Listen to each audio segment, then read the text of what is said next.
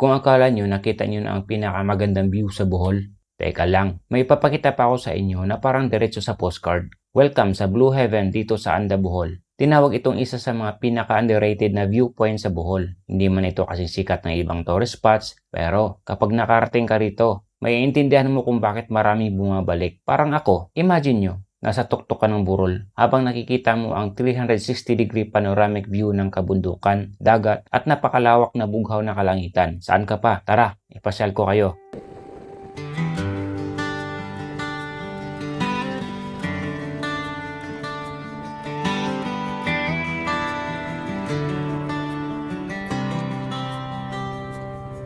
Our world keeps turning inside this little home, with a small sail on where our dreams have grown. Someday...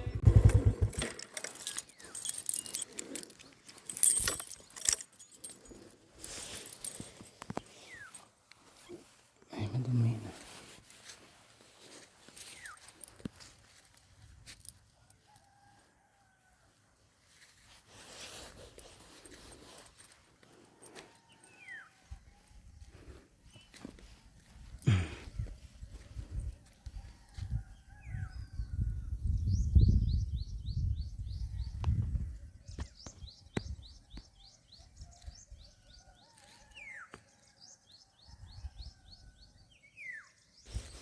I stand beside you, still chasing plans.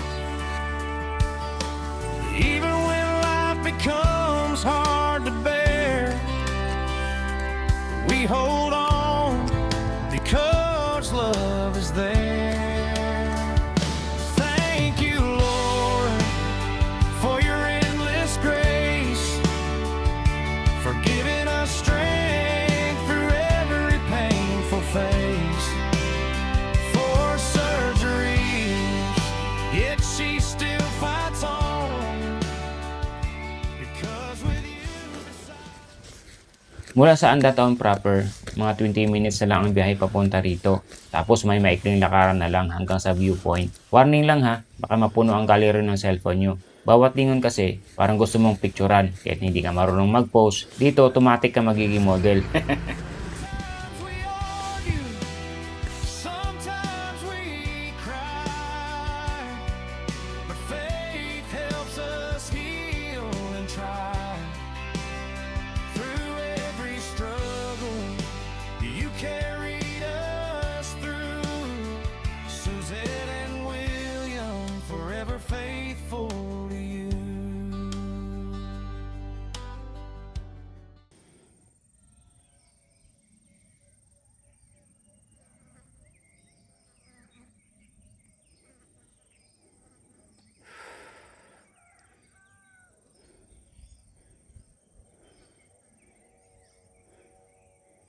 Saktong-sakto yung pagpunta ko dito, hindi mainit. Sayang walang bunga yung bayabas. Maliliit pa.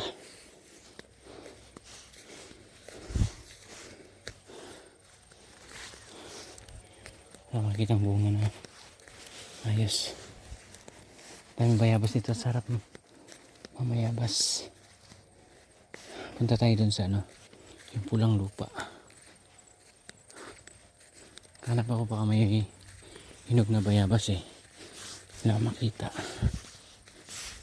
Tingnan nyo guys. Ang ganda dito.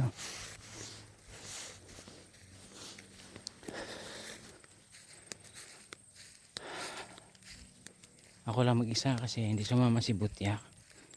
Kasi maglaba daw siya. Tsaka nagligpit na rin ng mga gamit. Para bukas ready na kami. At mag-swimming pa kami mamayang gabi. Ayan. Punta tayo sa pulang lupa.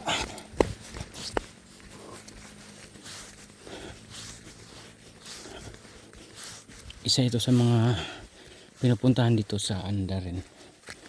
Ang Blue Heaven. Kung may White Heaven, meron Blue Heaven. So nandito na tayo malapit. Dito nga ba yun? Wala na yung tower dito. May tower dito dati. Ayan yung mga pinaglalagyan ng kable. Nilipat. Wait lang, baka may bunga ng bayabas. Wala akong makitang hinog.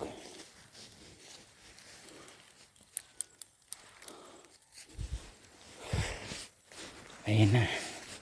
Andito na tayo. Dito tinayo yung tore. Yan. Tinanggal na.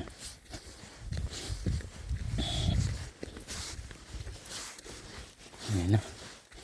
Yan na siya. Nakakamiss itong lupa na ito kasi kahit anong gawing ulan na malakas, bagyo, ganito pa rin yung form niya. Ayan ang mga dinaanan ng baha yan. Pero ganyan pa rin siya. Nakakaamis ano. Kita niyo yung kulay na yan.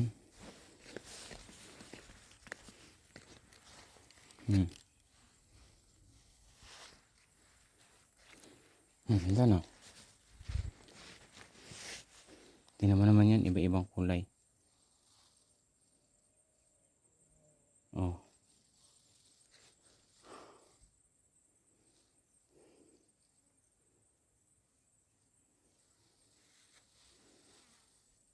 Dito lang din naman to. May mga part doon sa kalsada. Ganito. Pero itong part na to lang yung talagang bukod tangi na nagaganyan siya ng form. Dinadaan-daanan ng mga tao yan. Mga baka. Pero dyan, ganyan pa rin siya. Tingnan mo. Para siyang desierto na hindi tinatubuan ng damo. Pero hindi naman masasabing desierto kasi tingnan mo. May tumutubo rin naman. Pero iilan nga lang. Diba?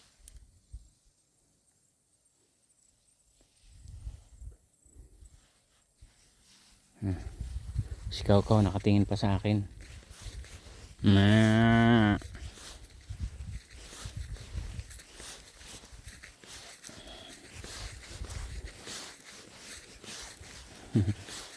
Yan. Diyan pa nung ata. Mabait naman siya eh. Ay. Ayan guys, tara balik na tayo dun sa isa rin talaga to sa gusto kong mapuntahan dito eh. Nakakamiss yung lugar na. Nakakamiss yung lugar na to. Ayan, malapit lang din to sa amin. 5 minutes, 5 to 10 minutes pag magmotor ka. Makakarating ka na dito.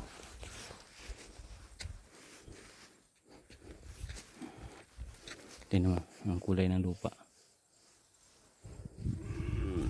Ito naman medyo mapula. Diba? Medyo mapula.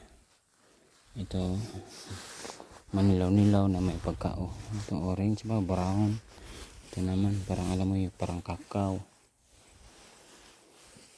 May pagka-maroon. Tapos yan. May itim na part. Ito itim na itim. Doon. Ayun o. Yung kulay niyan. Hindi ko lang alam kung klaro sa camera. Thank you,